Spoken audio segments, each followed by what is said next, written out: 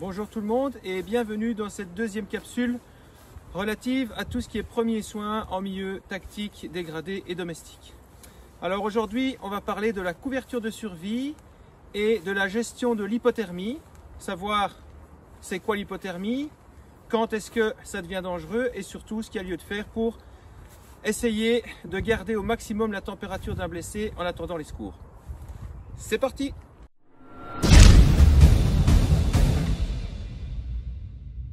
Alors avant de commencer cette capsule, comme pour la première et comme pour toutes les autres qui vont suivre, je tiens à signaler que au niveau de tout ce qui est premiers soins, que ce soit en milieu tactique ou en milieu domestique, j'ai suivi des formations, j'ai des brevets fédéraux, j'ai des brevets indépendants et des brevets reconnus par l'État et que donc je donne toute cette matière en connaissance de cause. Donc, deux avertissements comme à chaque fois. Le premier, allez vous former. Ne reproduisez pas bêtement ce que je vous montre ici sans le comprendre. Allez vous former auprès de la Croix-Rouge, auprès d'organismes indépendants reconnus par le gouvernement ou autres. Et surtout, n'oubliez pas, en fonction du type de cas qu'on voit, du type de blessé, de blessure ou de risque pour vous, de toujours porter un équipement de protection individuelle. Les deux avertissements sont faits, on peut commencer la matière. Alors, au niveau de l'hypothermie, il faut d'abord comprendre au niveau du processus de l'hypothermie, tout ce qui est échange de chaleur au niveau corporel. Alors en survie, on a ces quatre lettres RECC qui nous permettent de retenir radiation, évaporation, convection, conduction. C'est quoi ce bazar-là? Alors au niveau du corps, le R qui correspond à radiation, rayonnement, c'est tout ce qui est chaleur qu'on ne voit pas, donc une radiation infrarouge, comme par exemple la chaleur du feu, le soleil, notre corps, c'est vraiment une émission d'infrarouge, de chaleur qui se diffuse. Ça, c'est tout ce qui est rayonnement. Le E d'évaporation, eh bien, notre système corporel se thermorégule. Ça veut dire quoi? Ça veut dire qu'il gère lui-même sa température quand il va bien. C'est-à-dire que eh bien, quand il fait froid, on va frissonner, et à contrario, quand il fait froid, on va frissonner, oui, et quand il fait très chaud, on va transpirer. Ce qui explique que, quand on parle par exemple du modèle des 3 couches de vêtements, on préfère avoir une matière qui gère l'évaporation de la transpiration plutôt qu'une matière en coton qui, elle, va la garder et va nous refroidir beaucoup plus vite. Il faut savoir qu'au niveau des vêtements, quelqu'un qui porte des vêtements mouillés alors qu'il a froid, se refroidit 20 fois plus vite. Pas une fois, pas deux fois, 20 fois plus vite. Donc ici, le E, c'est tout ce qui est évaporation, transpiration. Donc, par exemple, pour ceux qui marchent en montagne, on dit toujours qu'il vaut mieux être agréablement froid que d'avoir trop chaud. La transpiration en montagne, c'est la mort. Ça va? Ça, c'était pour les deux premières lettres. Le C de conduction. Alors, la conduction, ben moi, par exemple, ici, je suis assis sur un rocher assez froid. Eh bien, on a deux objets durs, j'espère. D'une part, il y a mon petit cul et d'autre part, il y a le rocher. Le transfert d'énergie entre ces deux objets dits lourds, en tout cas solides, va faire que, eh bien, si ce rocher est glacé et froid, la chaleur de mes fesses va rentrer dans le rocher et il va y avoir une déperdition au niveau de mon corps. C'est pourquoi, au niveau survie, randonnée ou n'importe quoi, on s'isole toujours du sol, que ce soit avec des mini matelas mousse, que ce soit avec son sac de couchage ou son sac à dos ou n'importe quoi. Une fois qu'on est assis sur quelque chose de froid, eh bien, par conduction, on va perdre de la chaleur. Ensuite, le dernier C, oui c'est ça, pardon, c'est la convection. Alors la convection, c'est quoi? La convection, ça va être aussi tout ce qui est transfert d'énergie au niveau, par exemple, du vent. Alors, ici, ben, moi, si j'ai pas ma petite veste, si j'ai pas un soft shell ou un hard shell qui va me protéger du vent, eh bien, justement, la radiation et la chaleur émise par mon corps par rayonnement, eh bien, il va y avoir un transfert d'énergie avec le vent qui est froid. Et comme le chaud va vers le froid et le froid va vers le chaud, eh bien, je vais me refroidir beaucoup plus vite. C'est pourquoi, quand on veut vraiment se protéger, on met également, hop, une capuche, parce que ici, si je n'avais pas de capuche, l'air chaud provoqué par mon corps et par mon dos va s'échapper et je vais perdre énormément de chaleur. Quand je mets ma capuche, l'air chaud qui remonte de mon dos va en même temps chauffer ma tête. Il faut savoir que, pourquoi est-ce qu'on vous dit toujours mettez des bonnets, mettez des bonnes chaussettes? On perd énormément de chaleur par les extrémités et plus particulièrement par la tête où on peut aller jusqu'à 85% de déperdition de la chaleur du corps au niveau de la tête. Voilà, donc retenir ces lettres RECC, radiation, évaporation, conduction, convection. Donc, une fois qu'on a vu maintenant tout ce qui est transfert de chaleur, eh bien, pourquoi est-ce que on doit lutter contre l'hypothermie aussi? Parce qu'elle peut être mortelle. Alors évidemment, il y a différents stades de l'hypothermie. Dans le milieu plutôt de la survie, on va dire qu'il y a plus ou moins 5 stades. Et dans le milieu médical et tactique, plus ou moins 4 stades. Ici, on va rester dans la survie. Hein. Donc voilà, le premier stade, donc vous savez que la température corporelle se situe aux alentours de 37,5 degrés. Le premier stade, en fait, ce n'est pas un stade d'hypothermie, c'est une sensation de froid. On a déjà tous eu ça. Donc là, on est entre 36,7 et 35 degrés. On a cette sensation de refroidissement au niveau des extrémités, forcément, puisque notre corps qui est bien fait veut faire passer l'énergie et la vie au niveau du cerveau et des organes vitaux. Donc ici, pourquoi est-ce qu'on commence à avoir froid aux extrémités? On a une constriction des vaisseaux sanguins périphériques qui font que le corps veut ramener toute l'énergie au niveau du cerveau et des organes vitaux. Ensuite, le deuxième stade, là on est en hypothermie légère. Ça va se situer entre 35 et 34 degrés. Donc ce que je vous donne ici, c'est des moyennes. Ça peut être un peu plus ou un peu moins en fonction des gens.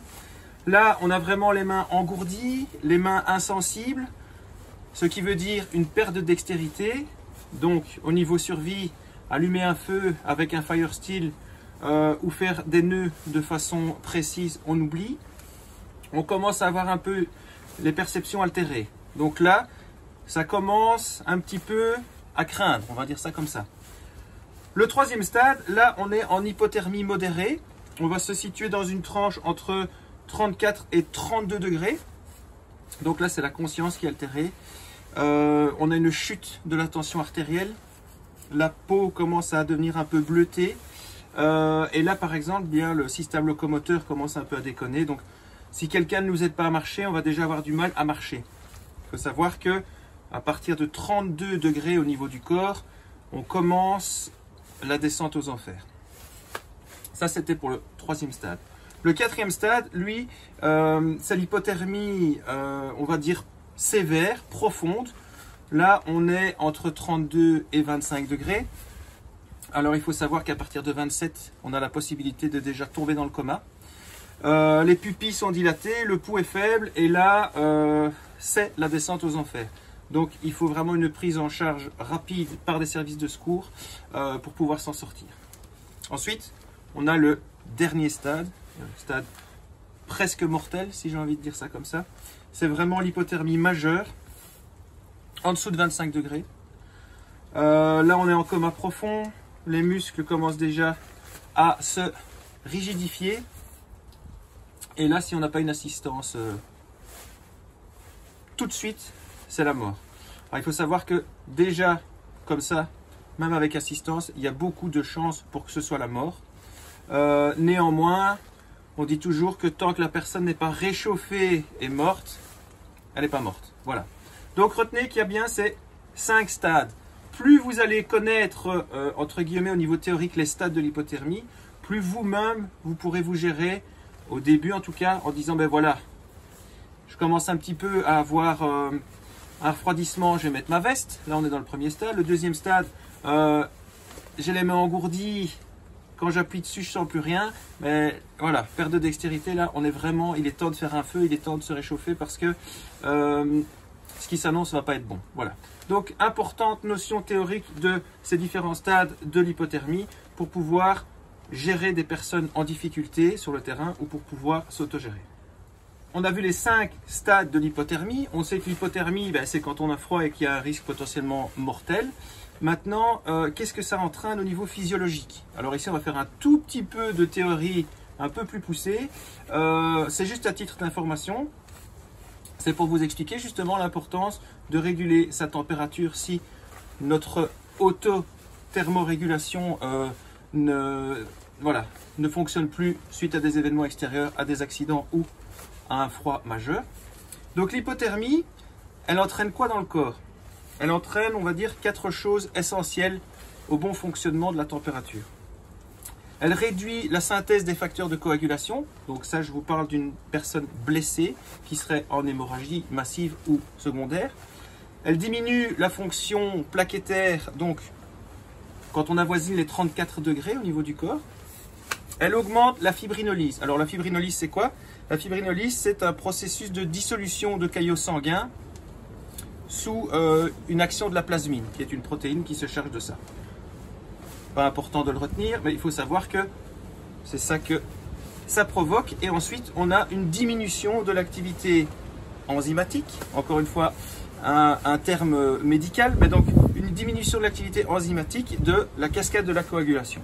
Donc ici, ces 4 stades, enfin ces 4 effets de l'hypothermie, en fait, en gros, ça veut dire quoi? Ça veut dire que un blessé qui a froid est un blessé qui coagule mal.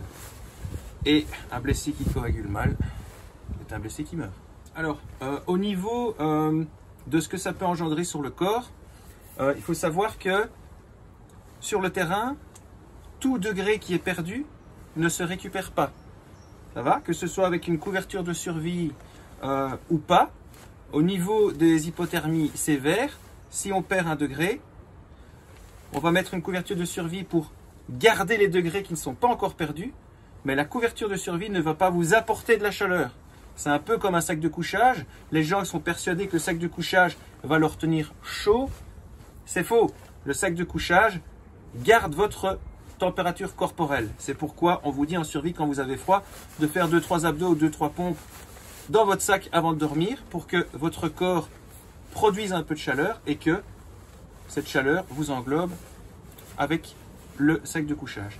Donc ici, pourquoi absolument maintenir la température du blessé en milieu dégradé ou en attendant les secours? C'est parce que si on perd 1 degré, on perd 10%, je dis bien 10%, c'est énorme, des facteurs de coagulation. Voilà. Et si on perd les facteurs de coagulation, qu'est-ce qui se passe? Eh bien, le sang ne s'arrête pas de couler, et ainsi de suite. On perd 1 litre de sang, éventuellement une perte d'1 litre de sang correspond plus ou moins aussi à une perte de 1 degré. On perd ce degré, on perd 10% de coagulation. C'est ce qu'on appelle dans le milieu des secouristes la triade létale. Vous avez l'hypothermie, vous avez la coagulopathie et l'acidose. Alors, coagulopathie, c'est un grand terme, mais qui signifie en fait la défaillance du mécanisme de coagulation du corps. Et l'acidose, eh bien, ça veut dire qu'il y a trop d'acide dans le sang et que le pH du corps, eh bien, fluctue dans des variations d'acide qui ne correspondent plus à notre corps. Donc, triade létale, n'oubliez pas, on perd 1 degré, on perd 10% de coagulation. On perd 10% de coagulation, on peut perdre jusqu'à 1 litre de sang et ça tourne jusqu'à la mort. Alors, au niveau de la théorie, ici, dernière chose, c'est qu'en fait, voilà, à l'armée, on dit toujours une personne qui s'est refroidie très vite doit être réchauffée très vite. Exemple, on est en randonnée ou en expédition ou en mission, peu importe, sur un lac gelé, la glace casse, bim, on tombe dedans. On s'est refroidi très vite. Là, les camarades, ils font quoi? Ils nous déshabillent le plus vite possible. Un grand feu, des vêtements de rechange, on se fait frictionner et on essaye tant bien que mal de récupérer très rapidement sa température. Une personne qui va perdre sa température lentement doit être réchauffée lentement. C'est-à-dire que, voilà, j'ai pas suffisamment de couches, j'ai décidé d'aller faire le malin dans la montagne. Malheureusement, je n'ai pas étudié tous les risques y afférents et je commence à avoir un peu froid. Mais c'est pas trop grave parce que c'est juste les mains pour le moment. Et puis on continue, et puis juste les mains, ça se transforme en « Ah, j'ai du mal à marcher, j'ai du mal à faire des mouvements. » Et puis au bout d'un moment, eh bien, si personne n'est là, c'est fini. À ce moment-là, on ne peut pas commencer à faire un feu ou à frictionner la personne parce que ce sera contre-productif. Ça va? Alors il faut savoir que dans ces cas-là, le risque principal, que ce soit sur le terrain ou à l'hôpital, c'est ce qu'on appelle une fibrillation cardiaque. La fibrillation cardiaque, c'est quoi? En fait, pour faire très simple, parce que je ne suis pas médecin, c'est du sang froid qui arrive dans le cœur. Le cœur qui reçoit la froideur du sang, il va se contracter de façon anarchique et cette anarchie cardiaque pourra entraîner la mort. Voilà, c'est un gros résumé, on ne va pas faire plus, mais il faut savoir que c'est important de connaître tout ça pour savoir pourquoi placer la couverture de survie, dans quelles circonstances et comment et de quel côté. Voilà, on est dans le vif du sujet. Couverture de survie, voilà. Alors, pourquoi est-ce que c'est un outil génial? Ça pèse rien, c'est pas cher, ça peut se mettre partout et comme vous venez de le voir au niveau de l'hypothermie, ça peut sauver des vies. Ça peut sauver des vies tout le temps, partout. Moi, j'en ai toujours une dans une veste, dans mon IFAC, dans ma voiture, au travail. Ça coûte rien. Vous allez dans des pharmacies, sur des sites reconnus, même parfois sur Amazon, on en trouve de bonne qualité. Et donc, pas d'excuse pour ne pas en avoir chez vous. Alors d'abord, d'où elle vient cette couverture de survie? Eh bien, cette couverture de survie, elle a été inventée par la NASA pour tout ce qui était opération spatiale de base. Comme, j'ai envie de dire, 80% des objets inventés par la NASA, c'est revenu aux civils et aux militaires. Il faut juste savoir que ça a été inventé pour ça. Alors, elle sert à quoi la couverture au final? On a parlé bien sûr d'hypothermie, puisque c'est ce qui tue le plus, mais on a aussi parfois des morts qui sont dues à la chaleur. Dans la règle des 3 que vous avez vu dans mes vidéos précédentes au niveau survie, vous savez que 3 heures sans réguler sa thermie, que ce soit pour le chaud ou pour le froid, peut entraîner la mort. C'est pourquoi, ici, on a un côté doré, un côté argenté, on a un côté plastique et un côté métallique. Le côté doré mis vers l'extérieur, eh bien, avec le côté argenté vers l'intérieur forcément, sera utilisé en cas d'hypothermie pour garder la chaleur. Le côté argenté vers l'extérieur sera utilisé pour nous protéger du soleil, de la pluie, du vent, ce que vous voulez. En l'occurrence, surtout du soleil ici, puisque c'est pour l'hyperthermie. Voilà. Donc ici, dans le cas présent, on mettra toujours le côté doré vers l'extérieur. Alors attention, les bonnes couvertures de survie sur le petit mode d'emploi, si on peut appeler ça un mode d'emploi, on vous explique qu'il faut effectivement mettre le côté doré vers l'extérieur pour la gestion de l'hypothermie, mais j'ai constaté sur certains sites, même des sites médicaux, que les couleurs sont inversées. Donc regardez toujours bien la notice. Il y en a qui disent de mettre le côté doré vers l'intérieur, ce qui est tout à fait un non-sens au niveau des codes couleurs. Mais avant d'acheter, renseignez-vous. Donc ici, on va toujours mettre le côté doré vers l'extérieur. Alors, comme je vous l'ai dit tout à l'heure, la couverture de survie ne va pas apporter de la chaleur, elle va vous permettre de ne plus en perdre. Donc, il ne faut pas faire d'amalgame, il ne faut pas confondre. Elle ne va pas réchauffer, elle va garder votre chaleur qui va vous-même vous réchauffer. Au niveau des dimensions, la dimension standard c'est souvent 1,60 m par 2,10 m. Il y en a des plus grandes, il y en a des plus petites, c'est le standard.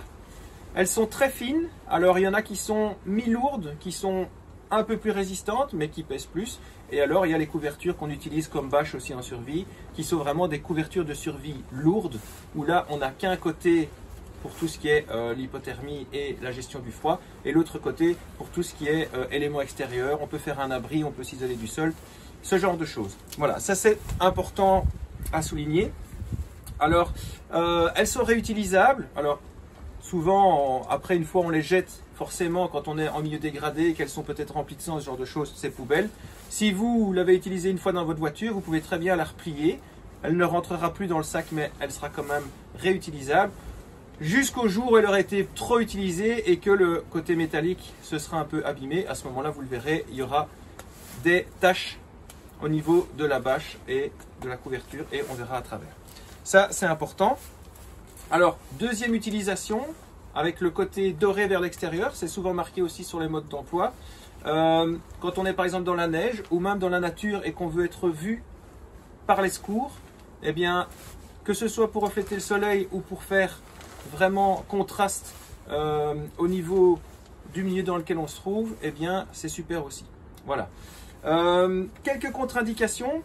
Alors, c'est logique, on a un côté métallique, donc une personne qui, par exemple, viendrait de subir une attaque cardiaque et n'aurait plus de pouls, ne pas utiliser un défibrillateur automatique avec la couverture, puisque forcément le côté métallique est un côté conducteur.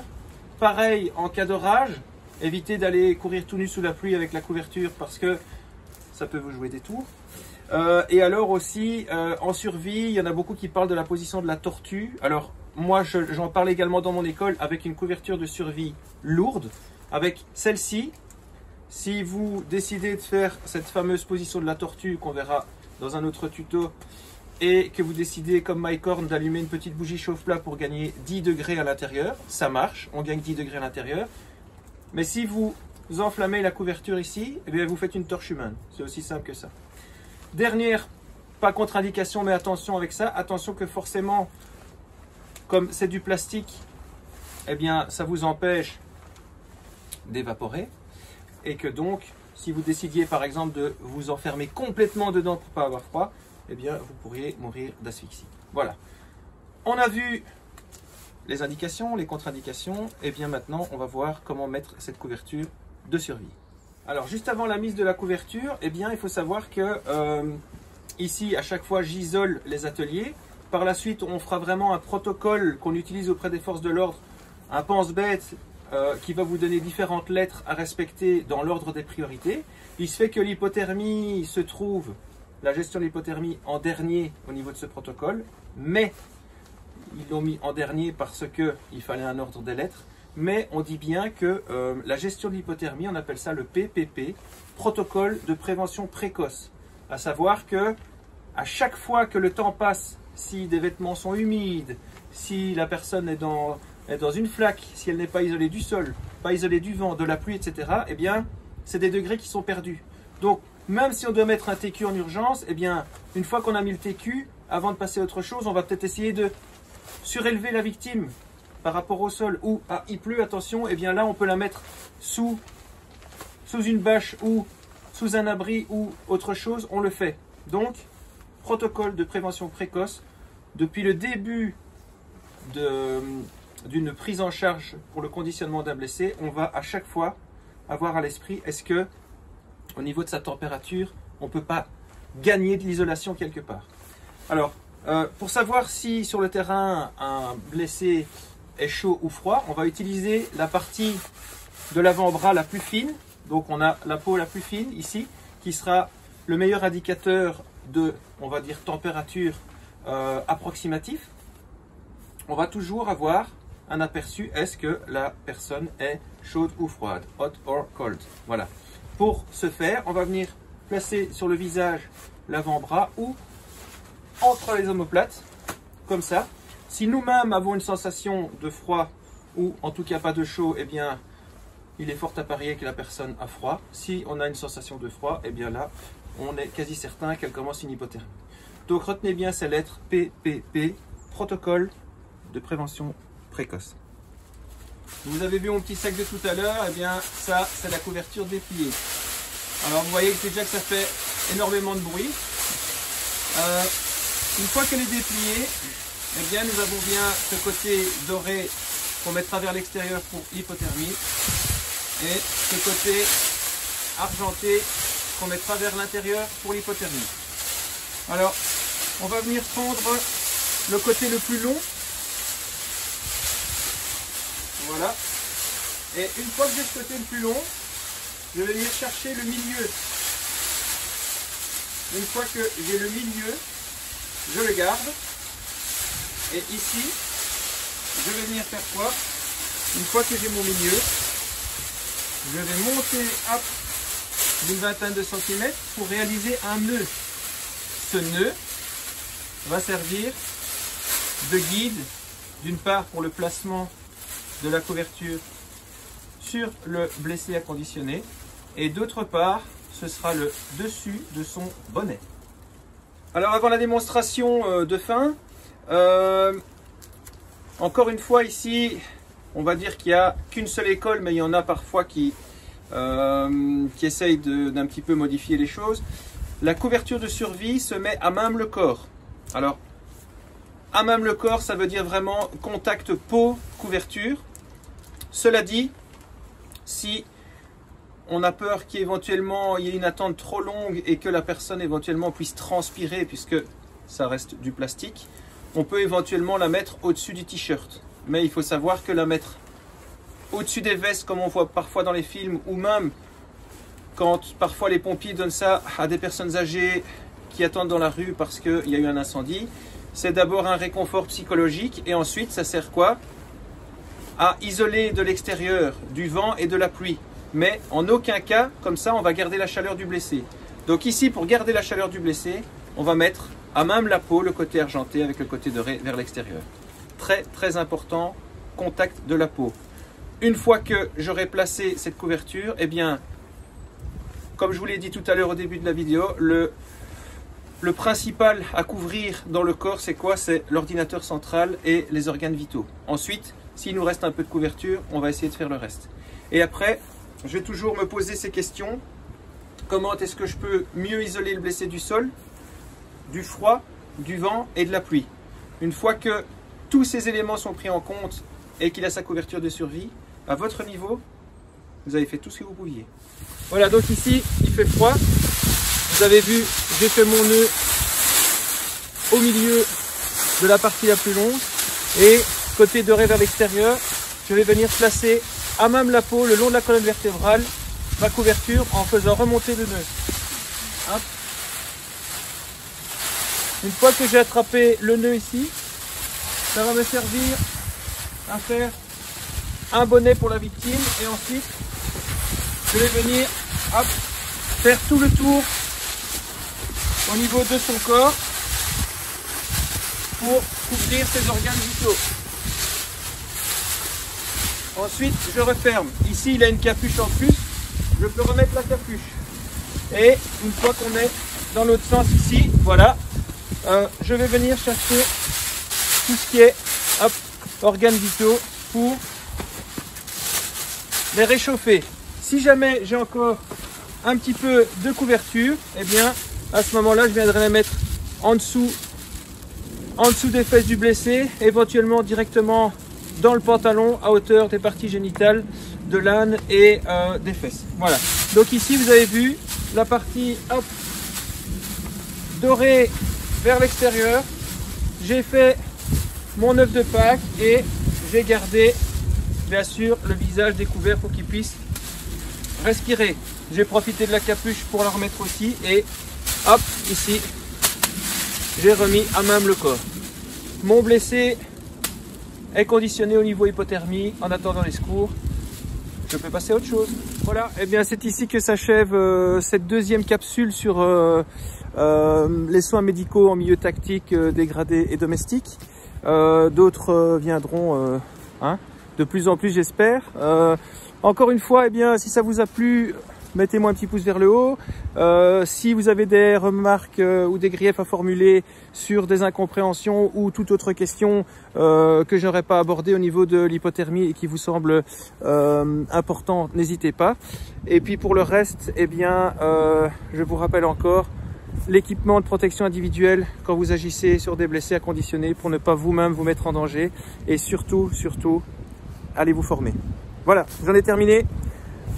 Pratiquez, sortez, continuez de vous amuser avec les couteaux parce que c'est quand même important aussi. Je vais faire d'autres tutos sur les couteaux bientôt. Et puis surtout, sauvez-vous, sauvez les gens et formez-vous. À plus.